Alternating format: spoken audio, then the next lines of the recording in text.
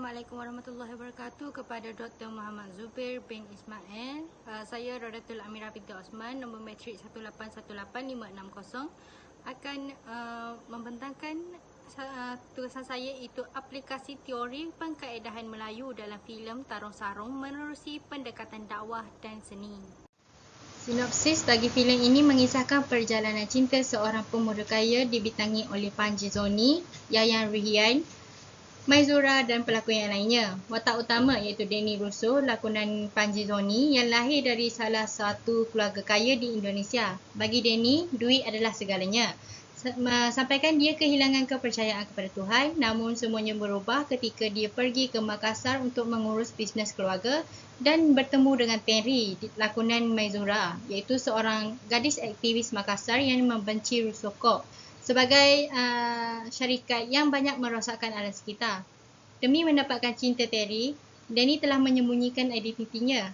Persoalan muncul apabila San Rego, lakonan Cemal Farouk, iaitu sang juara pencak silat Tarung Sarung, tidak menerima dan menyebabkan Danny dibalasah oleh San Rego. Akhirnya, Danny belajar dengan Pak Khalid, lakonan Yayan Ruhian, iaitu seorang penjaga masjid. Menerusi Pak Khalid, Danny tidak hanya belajar Tarung Sarung sahaja, tetapi juga belajar mengenal Tuhannya kembali. Filem yang bergenre action drama ini digarap oleh sutradara sekaligus penulis, iaitu Archie Hekagari, yang sebelum ini juga bekerjasama dalam filem Wedding Agreement dan Terima Kasih Emak, Terima Kasih Abah. Filem yang berada dalam produksi Starvision Plus ini sempat menunda penayangannya di bioskop yang dijadualkan pada 2 April 2020 akibat virus COVID-19 dan ditayangkan pada tarikh baru, iaitu pada 30 Disember 2020. Filem ini juga menggunakan 3 bahasa, iaitu bahasa Selayar, bahasa Makassar dan juga bahasa Indonesia. Namun pengkaji hanya mengkaji bahasa Indonesia sahaja. Teori pengkaedahan Melayu dicetuskan oleh Hashim Awang, iaitu seorang sarjana dan pengkritik terkenal di tanah air. Teori ini mula diperkenalkan pada tahun 1989 yang berlandaskan semua aspek kehidupan manusia yang merangkumi cara dan sikap hidup, kepercayaan dan kebudayaan setempat dalam masyarakat Melayu untuk melahirkan karya sendiri. Teori pengkaedahan Melayu menurut Dr. Hashim Awang terdapat dua, iaitu pengkaedahan alamiah dan pengkaedahan keagamaan. Dalam pengkaedahan alamiah ada 3, iaitu gunaan, moral dan firasat. Manakala bagi pengkaedahan keagamaan juga terdapat 3, iaitu dakwah, kemasyarakatan dan juga seni. Bagi objektif kajian pula, iaitu pengajian akan mengenal pasti pendekatan dakwah dan pendekatan seni yang terdapat dalam filem Tarung Sarung ini, dan juga menganalisis pendekatan dakwah dan pendekatan seni yang terdapat dalam filem Tarung Sarung dalam data kajian. Pendekatan dakwah menurut Dr. Hashim Awang mengatakan bahawa pendekatan ini melihat sastera sebagai wadah untuk mempertingkatkan nilai ketakwaan seseorang terhadap pencipta, iaitu Allah Subhanahu Wa Taala. Setiap karya sastera ini dianggap boleh menyampaikan persoalan-persoalan dan memaparkan sifat-sifat kemuliaan dan ketinggian kekuasaan Allah.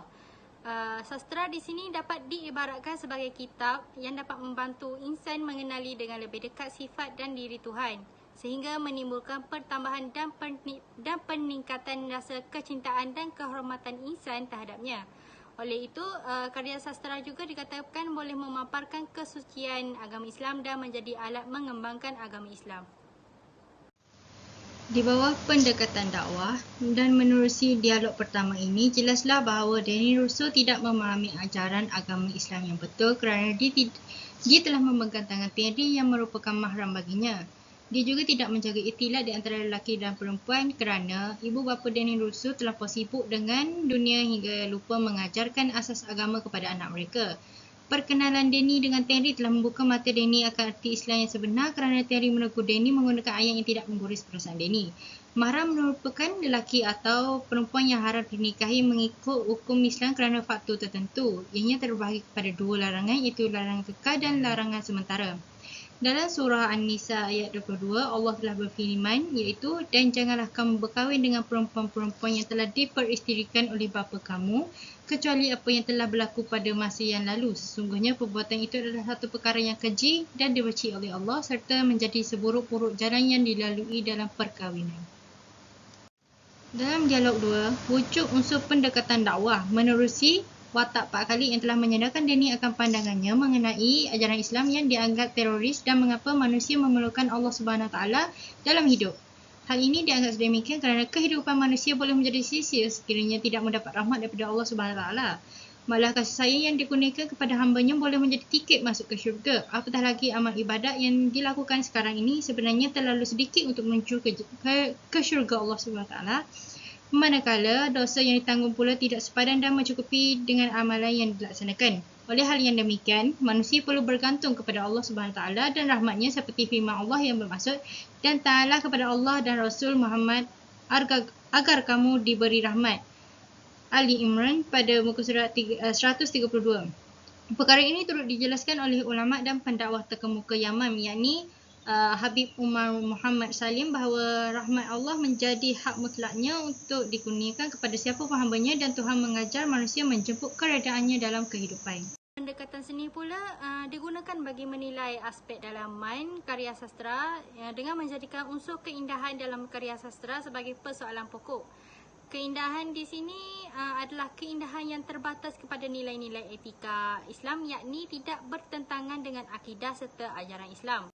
Di bawah pendekatan seni, dialog 3 pula menggambarkan keadaan di mana Danny mengatakan bahawa tarung sarung tidak sesuai dijadikan seni bela diri. Namun Terry telah menjelaskan kepada Danny bahawa tujuan bertarung dalam sarung bukan mainan anak kecil dan juga bukan dibuat sesuka hati, kerana tarung sarung ini merupakan warisan daripada nenek moyang dan merupakan satu seni bagi suku kaum Bugis yang terletak di Makassar.